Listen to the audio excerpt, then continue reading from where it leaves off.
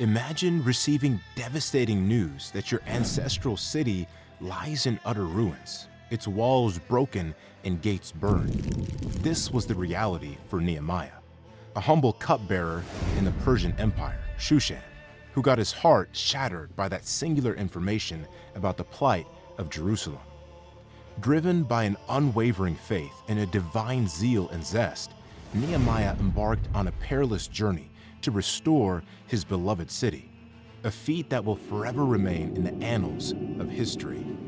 Along the way, he faced fierce opposition, helmed political intrigue, and rallied up a demoralized people to rebuild the city against all odds. Stay with us as we unravel Nehemiah's incredible story of resilience, leadership, and faith. It's a tale that will not only inspire you, but also reveal powerful lessons for overcoming the greatest challenges in your own life. Nehemiah served as a trusted cupbearer to King Artaxerxes of Persia for many years, a position that required immense loyalty and integrity.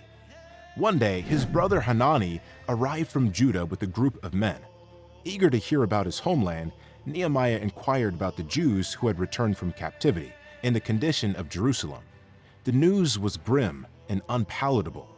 The survivors there in the province are in great trouble and shame, and the wall of Jerusalem is broken down, and its gates have been destroyed by fire.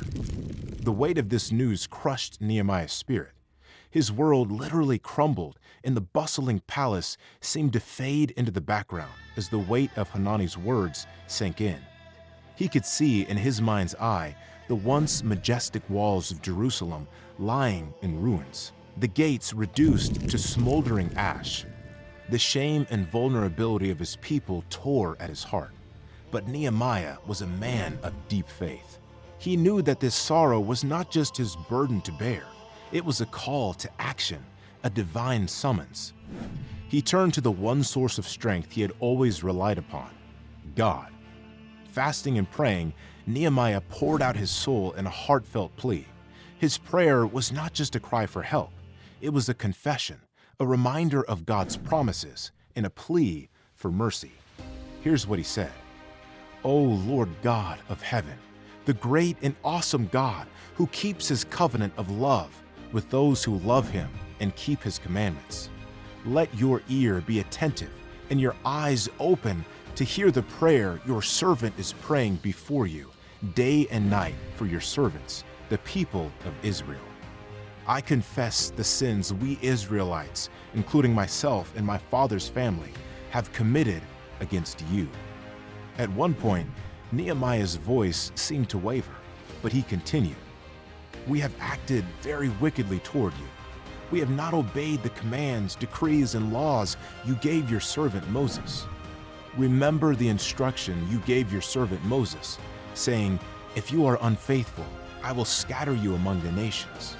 But if you return to me and obey my commands, then even if your exiled people are at the farthest horizon, I will gather them from there and bring them to the place I have chosen as a dwelling for my name."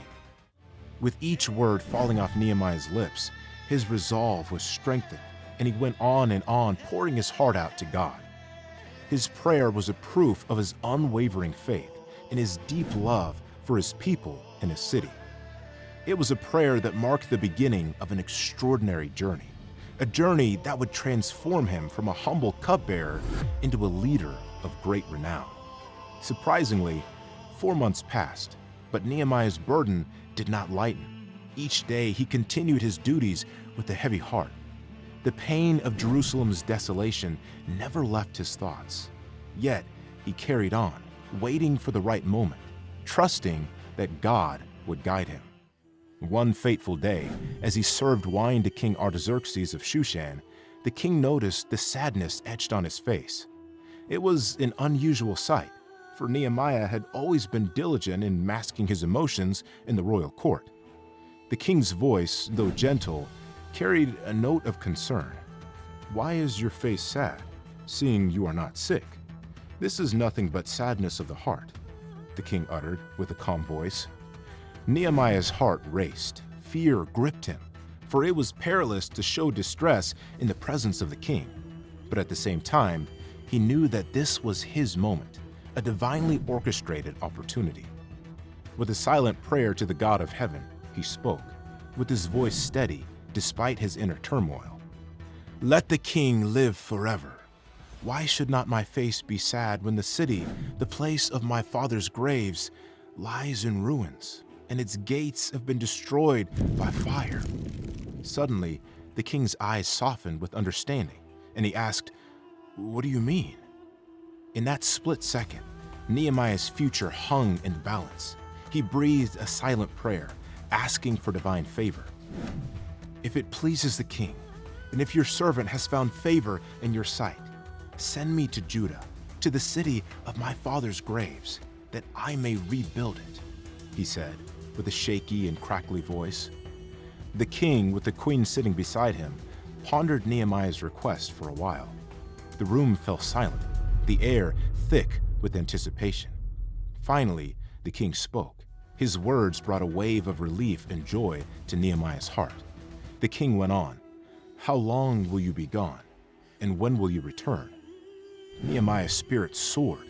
With meticulous detail, he outlined his plan, requesting letters for safe passage and supplies for the reconstruction of the Wall of Jerusalem.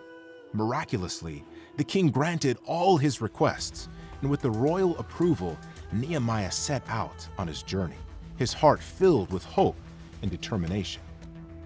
His journey to Jerusalem was long and laced with myriad challenges, but Nehemiah's faith never wavered. The first wave of opposition came from Sanballat and Tobiah, who mocked him and the Jews and questioned their ability to rebuild the wall. Nehemiah never responded with despair, but with prayer, asking for divine intervention and expressing his absolute trust in God's judgment. Despite the ridicule, the people remained determined, working together until the wall reaches half its height. As threats from their enemies intensify, Nehemiah devised a plan to protect the workers by setting guards day and night. He encouraged the people to remember the Lord and fight for their families, positioning them by their clans with weapons at the ready. This dual strategy of working and defending ensured continuous progress, with builders holding weapons in one hand and tools in the other. Internal challenges also arose, as the strength of the laborers began to fail and fear spread among the people. The people cried out against the heavy burdens of debt and enslavement by their nobles and officials. Nehemiah's response is one of righteous anger and decisive action. He confronts the nobles and officials, accusing them of usury and demanding they return the fields, vineyards, and homes taken from their fellow Jews. The persistent external opposition and deceptive tactics used to undermine the rebuilding efforts continued. Sanballat, Tobiah, and Geshem tried to distract Nehemiah with false invitations to meetings intended to harm him, but he outrightly turned down their invitation, recognizing the ploy and focusing on completing the wall. Full of mischief and wickedness, Sanballat sent an open letter accusing him of rebellion. But thankfully, Nehemiah denied and refuted the false charges and prayed for strength, undeterred by the threats. Surprisingly, despite all these challenges, the wall was completed in just 52 days by virtue of Nehemiah's leadership and the collective effort of the people.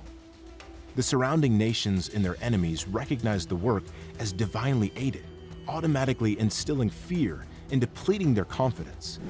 Even after the wall's completion, Nehemiah remained vigilant, dealing with ongoing threats from Tobiah, who continued to send intimidating letters.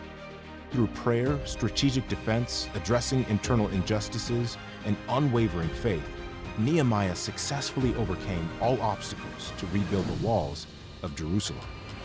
For more of this kind of story, subscribe to this channel and turn on your notification bell so you'll be notified when we release new sets of stories for the week.